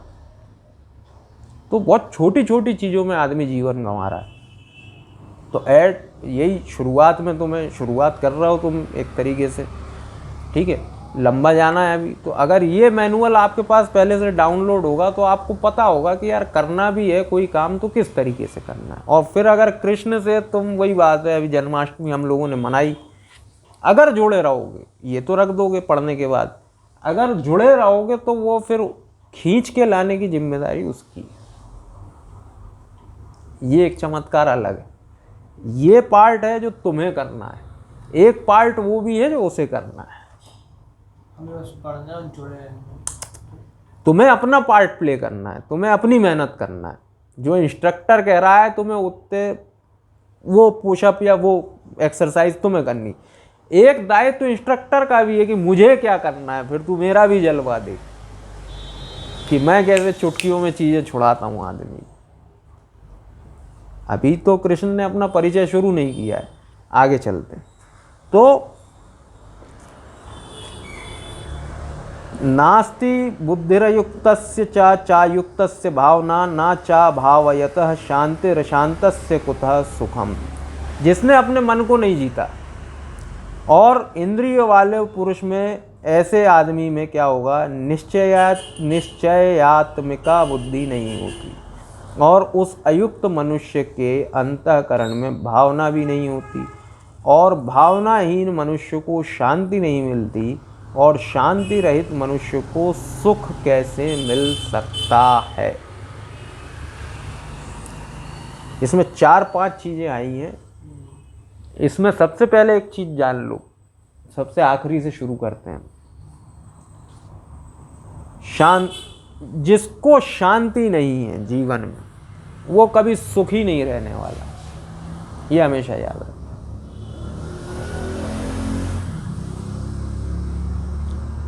इतनी छोटी सी सूत्र है बस जीवन का। शांति नहीं, कभी सुखी नहीं रह पाओगे। और जो सुख की डेफिनेशन ये दुनिया जानती है, अच्छा खाना, महंगे कपड़े, मॉल में जाके फिल्म देखना, ये दिस इज नॉट सुख। बड़े बड़े जो लोग सब पाँचों में बोलते हैं कि ये जस्ट उल्टा है। तुमने क्या किया कि माया के प्रभाव में आके तुम्हारी डेफिनेशन ही गलत है।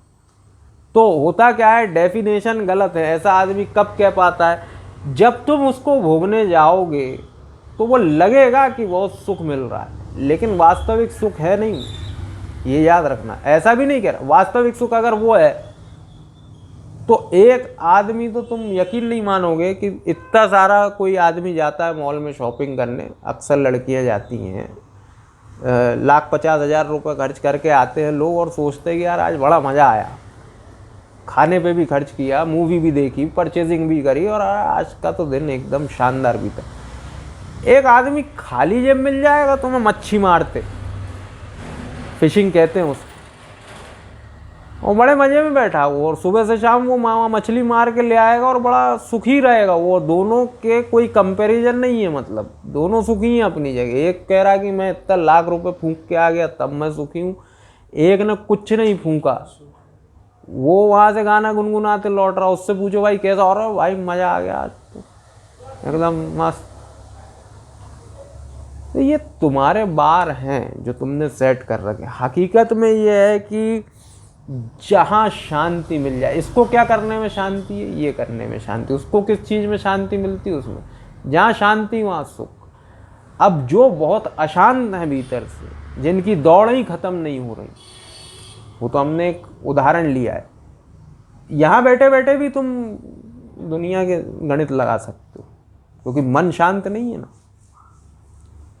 है ना। ऐसा आदमी तुम यहाँ भी होगे तो सुख से नहीं होगे, जबकि सुख अभी इसी जगह है, यहीं है, मौजूद है, बढ़िया बिस्तर है, सब कुछ है, आराम से सुखी बैठे रह सकते हो तुम यहाँ। लेकिन बैठे बैठे भी तुम्हें एक बोरियत सताएगी, बोरियत। क्यों? क्योंकि मन तो दौड़ रहा है कहीं पे, ठीक है। तो सुखी नहीं है, बैठे बैठे भी सुखी नहीं है। जब वो काम करने जाओगे, काम कर लोगे और देखोगे कि यार उतना मज़ा भी नहीं आया जितना कल्पना करते थे, भाई सोचते थे। ऐसा मैं नहीं कहता, बड़े सर्वे हैं लोगों के कि महंगी से महंगी गाड़ी चला के देख ली आदमी ने, वो कह रहा है यार ठीक ही है, बस सो मतलब बड़ा सोचा था यार 2.5 करोड़ की गाड़ी है, जब ऐसा हो वैसा। कुछ दिन मज़ा दिया उसने, फिर सब नॉर्मल हो गया, फिर वो उड़ गए, धुआं जो है छट गया, उड़ गया कि यार ठीक है अब कभी नहीं आएगी वो देखेंगे। परमानेंट नहीं दे रहा वो चीज़। शांति जिसको होगी उसको कहीं भी सुख मिल जाएगा। तुम यहीं बैठ जाओ शांत, जिसको कहते हैं ना मेडिटेशन, एकदम आराम से बैठ के किसी तरह इसको अंदर कंट्रोल करने, साधने में अगर सफल हो गए तुम यहीं सुखी रहोगे। यार मुझे कुछ नहीं चाहिए, कोई कहेगा यार ये ले ले वो ले ले, यार मुझे क्या ज़रूरत है, ऑलरेडी कंफर्टेबल हूँ, बहुत सुख में हूँ मैं, मुझे कुछ नहीं चाहिए, आप अपने पास रखते हैं। क्योंकि मैं तो सुख ले ही रहा हूँ ना ऑलरेडी, मुझे नहीं है इस चीज़ से सुख नहीं आता है, सुख है ऑलरेडी। अब जिसने इस मन को ही नहीं जीता, वही बात, तो उसको तुम कहीं ले जाके बिठा दो, बड़ी से बड़े होटल में, बड़ी से बड़ी जगह, वो कर आएगा, सब कर आएगा, लेकिन चूंकि मन उसका जीता हुआ नहीं है उसके द्वारा, आके फिर दुखी हो जाएगा। अच्छा समय दो ही चीज़ें लाता है, एक तो मेमोरीज ले आता है, अरे यार पहले का समय बहुत अच्छा, अरे यार उस होटल में खाना खाया था यार तभी मज़ा आया था। ये तो उसके सामने कुछ भी नहीं है, कंपैरिजन। तो जिसने मन नहीं जीता उसको 50 प्रकार की समस्याएं हैं, और मन जीत लिया उसकी तो तारीफें हो ही गई। और ऐसा जिसने मन नहीं जीता, ऐसे इंद्रिय वाले पुरुष में क्या होगा कि ना तो परमात्मा में निश्चयात्मकता बुद्धि होगी। एक वीडियो है, उस दिन तुम नहीं आए थे, ये निश्चय आत्मिका बुद्धि क्या होती, मतलब ये निश्चय ही नहीं कर पाएगा कि मुझे जीवन में परमात्मा चाहिए कि नहीं चाहिए। क्योंकि बात चल रही परमात्मा से संबंधित, तो कृष्ण का ये कहना है कि ऐसा आदमी मुझे या परमात्मा को कभी प्राप्त नहीं कर पाएगा, क्योंकि ये एक जगह खाली बैठ ही नहीं पाएगा। इसको तो चाहिए दुनिया के भोग, दुनिया की दौड़ में ये। इसको तुम यहाँ ला के पकड़ के बिठाओगे गौरव तिवारी, उतनी देर तुम्हारी बात सुनेगा, फिर ये सब भूल जाएगा, जाएगा उसी दुनिया में। और जिसने एक बार, विवेकानंद का मैं उदाहरण दे रहा हूँ, कि घर से ही सोच के जो चला है कि मुझे तो भैया हर कीमत पे परमात्मा को ढूंढना है, इसकी बुद्धि थोड़ी सी निश्चयात्मकता है, निश्चय किया हुआ है इसने, दृढ़ निश्चय है ये, उस तलाश में ही आया हुआ है। ये हर वो प्रयास करेगा और इस जीवन में परमात्मा को ढूंढ के जाएगा, मिलेगा इसको। ठीक है, जिसकी बुद्धि ऐसी नहीं है, जिसके निश्चयात्मिकता बुद्धि जिसकी नहीं है, वो क्या है, अयुक्त है, परमात्मा के मार्ग के लिए वो अयुक्त है। अयुक्त यानी चलने नहीं वाला हो, चलने नहीं वाला। अयुक्त, युक्त मतलब अयुक्त तो क्या कहूँ मैं, फेल आदमी है ये, ज़्यादा लंबा नहीं जाएगा ये। कुछ नहीं। हाँ, क्योंकि इसके भावना नहीं है अंतःकरण में ऐसी, और जिस आदमी के अंतःकरण में ऐसी भावना नहीं है, शांति सुख। ठीक है, इंद्रियाणाम ही चरताम यन मनो अनुविधीयते तदस्य हरति प्रज्ञाम वायुर्नावमी भाम भस्सी। क्योंकि जैसे जल में चलने वाली नाव को वायु हर लेती है, वैसे ही विषयों में विचरती हुई इंद्रियों में से मन जिस इंद्रिय के साथ रहता है, वह एक ही इंद्रिय उस अयुक्त पुरुष की बुद्धि को हर लेती है। कभी रात में बैठे बैठे मैंने बहुत फील किया, तुम भी फील करना, कि जब तक तुम्हारे दिमाग में कोई विचार नहीं आ रहा है, तब तक तुम्हारी आंखें, मतलब सोने तुम जा रहे हो, अभी नहीं और आगे तुम इस चीज़ को फील करोगे। कहीं एक विचार भी पड़ा, अगर पकड़ लिया तुमने अच्छे से, तो तुम्हारी नींद भाग गई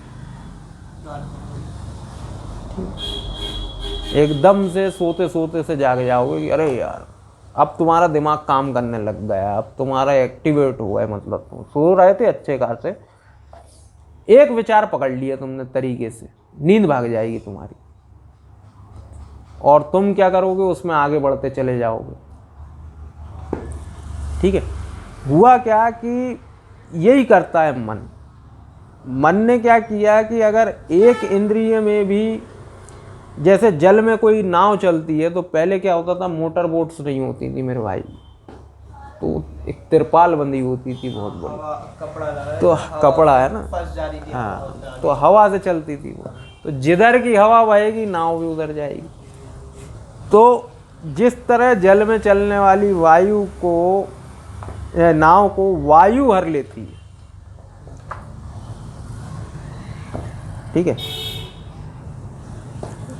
ऐसे ही बात आ रही है कि 5000 साल पहले, गीता पुरानी, नाव वायु इंडिया में मौजूद बढ़िया तरीके से, जलयान भी होंगे, जहाज पानी में चलने वाले। तो जल में चलने वाली नाव को वायु हर लेती है, वैसे ही जो विषयों में विचर रहा है मन या इंद्रियां, जिन जिन विषयों में इंद्रियां विचरती हैं, जिन जिन प्लेजर्स को भले ही आप उठा पा रहे हो नहीं उठा पा रहे हो, लेकिन आपके मन में कामना है या आप चाहते हो कि उस सुख को आप भोगो, तो वो क्या करेगा, विषय आपका मन जो है वो उड़ा ले जाएगा, आपकी बुद्धि उड़ा ले जाएगा। आप मतलब कहीं ना कहीं, जैसे मैंने कहा ना कि तुम अच्छे खासे लेटे हुए हो, कभी इस चीज़ को प्रैक्टिकल आगे करोगे, अभी नहीं कर पाओगे। पढ़ाई पे जिसका लोड होता है, या जो सुबह जल्दी उठता रात में लेट सोता, उसको बढ़िया नींद आती है। वैसे जब फ्री बैठा रहता है आदमी, लेटने गया, सोया, और अचानक से कोई विचार उसने सोच लिया, तो बस नींद उतनी देर के लिए गायब। तो सेम वही होता है। ठीक है, तस्मादस्य महाबाहो निग्रहितानि सर्वशः इंद्रियाणि इंद्रियार्थेभ्यस्तस्य प्रज्ञा प्रतिष्ठिता। इसलिए महाबाहो, जिस पुरुष की इंद्रियां इंद्रियों के विषयों से सब प्रकार निग्रह की हुई हैं, उसकी बुद्धि स्थिर है। तो जिसने इंद्रियां, यानी फिर से मैं समझा देता हूँ, सेंसेस, हाँ, और इनके जो प्लेजर है, तो जिसने अपने भीतर ये सेंस और इनके प्लेजर्स को मार लिया या जीत लिया, उसकी बुद्धि स्थिर, ठीक, उसकी वजह स्थिर स्थिर। या निशा सर्वभूतानां तस्याम जागृति संयमी यस्याम जागृति भूतानि सा निशा पश्यतो मुने। संपूर्ण प्राणियों के लिए जो रात्रि के समान है, उस नित्य ज्ञान स्वरूप परमानंद की प्राप्ति में स्थित प्रज्ञ योगी जागता है उसमें। और जिस नाशवान संसारिक सुख की प्राप्ति में सब प्राणी जागते हैं, परमात्मा के तत्व को जानने वाले मुनि के लिए वह रात्रि समान है। कहने का मतलब ये है कि दो तरफ की ट्रेनें हैं, ठीक है। एक मैं तुम्हें एक नए टर्म से थोड़ा परिचित कराता हूँ, प्रवृत्ति मार्ग और निवृत्ति मार्ग, ठीक है। प्रवृत्ति यानी किसी काम में लगना और निवृत्ति यानी रिटायरमेंट, ठीक है। तो दो प्रकार की ट्रेनें इस समय चल रही हैं और हमेशा से इस संसार में दो प्रकार की ट्रेनें चली।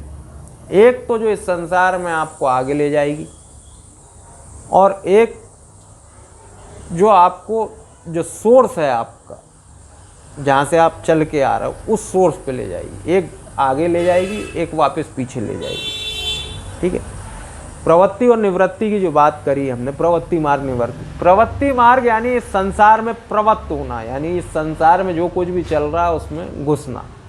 और निवृत्ति यानी रिटायरमेंट, कि अब जो कुछ चल रहा हो संसार में हमें कोई मतलब नहीं, मैं खुद को रिटायर घोषित करता हूँ, निवृत्ति लेता हूँ, ठीक है। तो दो प्रकार की ट्रेनें हैं, एक इधर जाने वाली, एक उधर जाने वाली। अब कृष्ण यहाँ ये कह रहे हैं कि जो प्रवृत्ति मार्ग के लोग हैं, जिनको संसार और भोगों में बहुत ज़्यादा मज़ा आता है, संसार इन प्लेजर्स, सेंसेस, दुनिया, ठीक है, भोगों में जिनको बहुत मज़ा आता है, जो अब सीधी सी बात है, जिसने भोग को जीत लिया या जो भोग को जीतने जा रहा है, उसके लिए ये बात ही बेकार है। कौन सी बात बेकार है? जो भोगों को कोई जलेबी खाने निकला, मुझे जलेबी खाना नहीं है, तो उसकी दौड़ मेरे लिए तो बेकार है। अच्छा, मैं उसको रोकूंगा भी तो वो रुकने ना वाला, वो कहेगा भाई साहब तुम्हें मत खाना, नहीं खाओ यार, हमें तो खाना, हम तो जाएं, हम तो खा लें, अब ये तू जाके खा ले, ठीक है। तो जो परमात्मा को चाहने वाला है या परमात्मा की प्राप्ति के लिए जो प्रयत्न कर रहा है, या जिन्होंने परमात्मा को अपने भीतर प्राप्त कर लिया है, संसार उनके लिए क्या है? शून्य, ठीक है।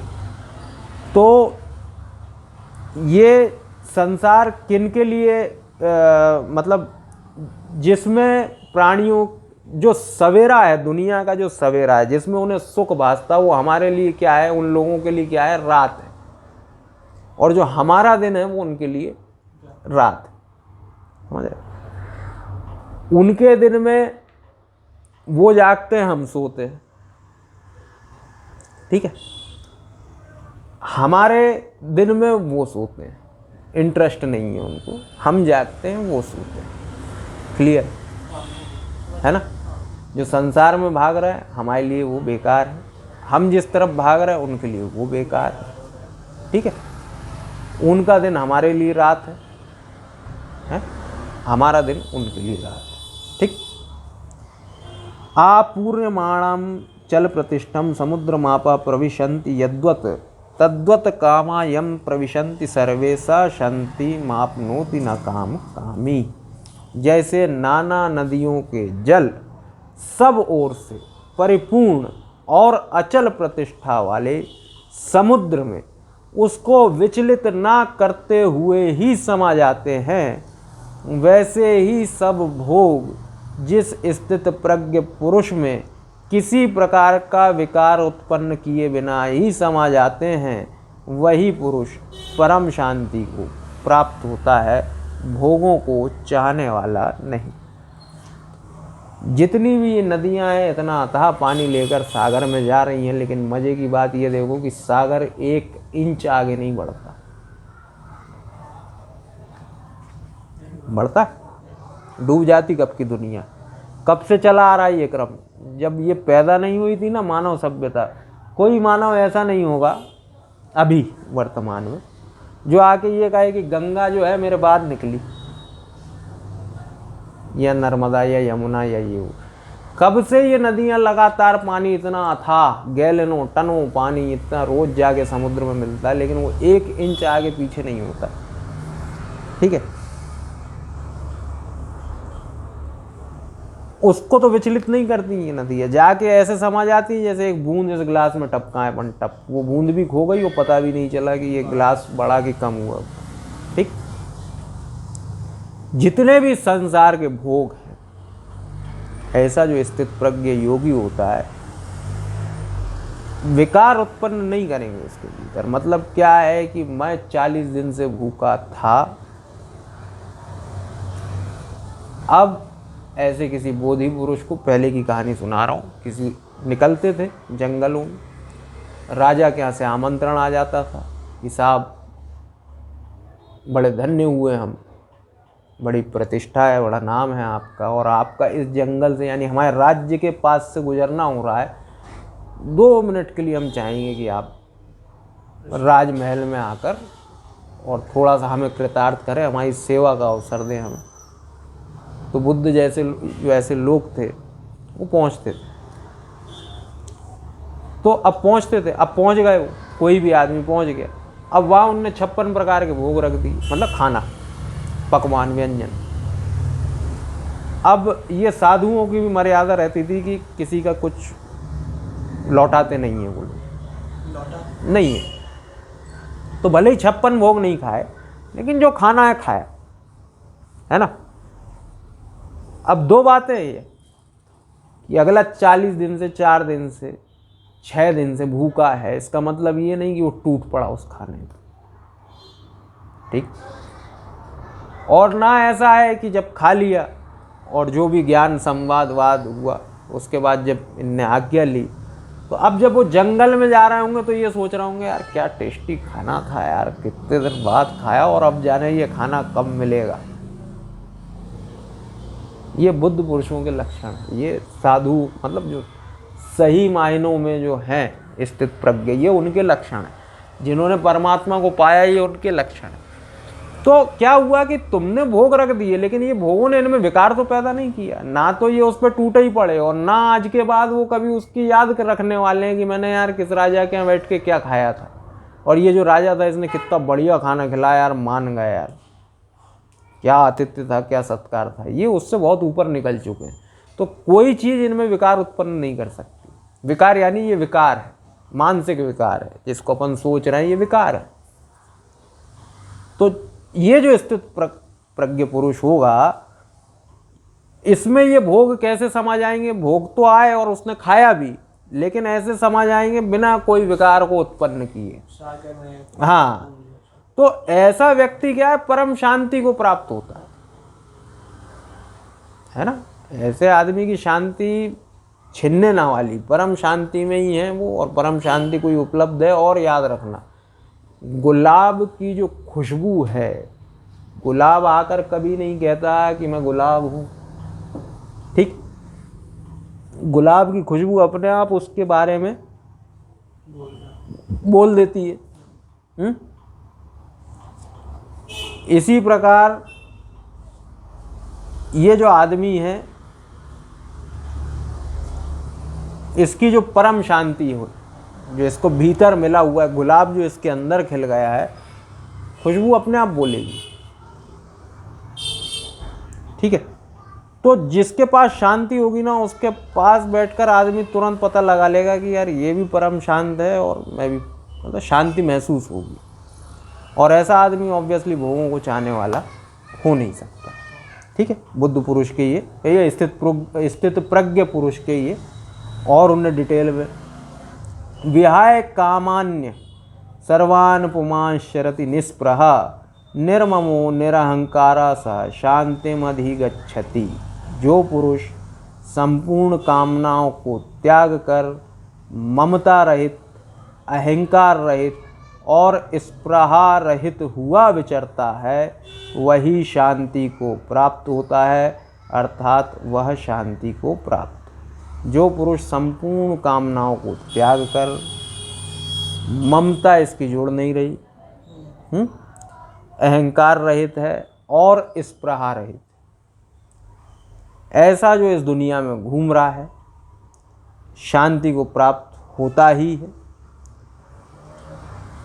2 बार लिखा, अर्थात वह शांति को, वही शांति को प्राप्त है, अर्थात वह शांति को प्राप्त होता है। अगर किसी को जीवन में शांति क्या होती है, इस बात को जानना है या इस बात की जानने की इच्छा है कि वास्तव में शांति किस चीज़ को कहा गया है, तो वो एक काम करे कि इन 4, 5, 6 और पहले जो कह दिया उन चीज़ों को प्रैक्टिस करे और फिर देखे कि उसके अंदर वो शांति आती है कि नहीं। जब लिख दिया है कि वो शांति को प्राप्त है या शांति को प्राप्त होता है, तो फिर वो होता है।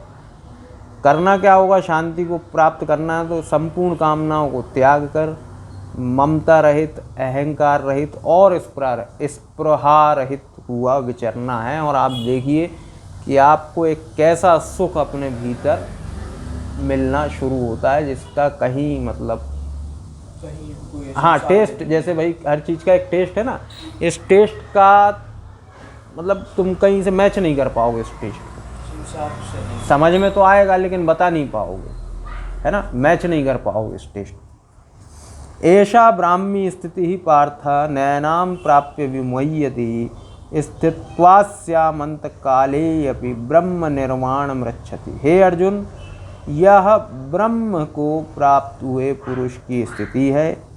इसको प्राप्त होकर योगी कभी मोहित नहीं होता और अंत काल में भी इस ब्राह्मी स्थिति में स्थित होकर ब्रह्मानंद को प्राप्त हो जाता है।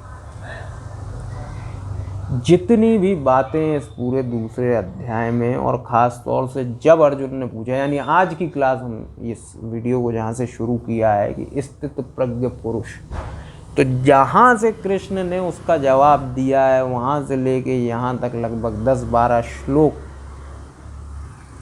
ऐसा जो व्यक्ति है स्थित प्रज्ञ, ये ब्रह्म को प्राप्त हुए पुरुष की स्थिति है। जहाँ बात हो रही थी कि जिसकी प्रज्ञा स्थित है परमात्मा में, वहीं अब ये टाइटल चेंज हुआ है, स्थित प्रज्ञ को चेंज किया है ब्राह्मी स्थिति। ये ऐसी स्थिति है जिसने ब्रह्म को अपने भीतर ही पा लिया। तो इस ब्रह्म को प्राप्त हुए पुरुष की स्थिति ऐसी होती है। इसको प्राप्त होकर, जिसने इस ब्रह्म की इस स्थिति को प्राप्त कर लिया है, इस स्थिति को प्राप्त होकर योगी जो है कभी भी मोहित नहीं होता है। और उसकी जो लाइफ का अंत काल होगा, उस अंत काल में भी इस ब्राह्मी स्थिति में स्थित होकर ब्रह्मानंद को वह प्राप्त हो जाता है। ठीक है। ओम तदसद इति श्रीमद्भगवद्गीतासु उपनिषत्सु ब्रह्म विद्यायाम योग शास्त्रे श्री कृष्णार्जुन संवादे सांख्य योगो नाम द्वितीयो अध्याय समाप्त। हरि ओम तत्सत, ओम तत्सत, ओम तत्सत। श्री कृष्ण समर्पणमस्तु। यहाँ पे 72 श्लोकों वाले द्वितीय अध्याय का अंत होता है। अगली क्लास में हम तीसरा अध्याय शुरू करेंगे, साथ में उसका हम देखेंगे जो भी महात्म्य के साथ शुरू करेंगे तीसरा अध्याय। यहाँ पे बहुत ज़रूरी हो गया था थोड़ा सा कि आज हमने जो भी 56 से श्लोक नंबर 56 से लेके 72 तक हम आए, ये 5 वीडियो लगे अध्याय 2 को ख़त्म करने में। तो आखिरी दिन आज ये हम थोड़ा सा जल्दी मतलब पास करते चले गए चीज़ों को, क्योंकि 5 रविवार हुए, दूसरा अध्याय चला ही आ रहा था, तो मैंने कहा इसको ख़त्म करते हैं। तो जो कुछ भी छूटा होगा या बताना होगा तो आगे की क्लासों में हो सकता है वही, जैसे पिछली बार हमने किया, कोई उदाहरण अच्छा लगा किसी श्लोक पर तो फिर से उसको उठा के देख लेंगे, ख़ास तौर से इन 12 श्लोकों को, 10 श्लोकों को। और नहीं तो अगली क्लास से फिर वही तीसरा अध्याय हम शुरू करेंगे, है ना। फिलहाल के लिए दूसरा अध्याय यहाँ समाप्त होता है। हमने परमात्मा को भी चढ़ाया इस वीडियो को। तो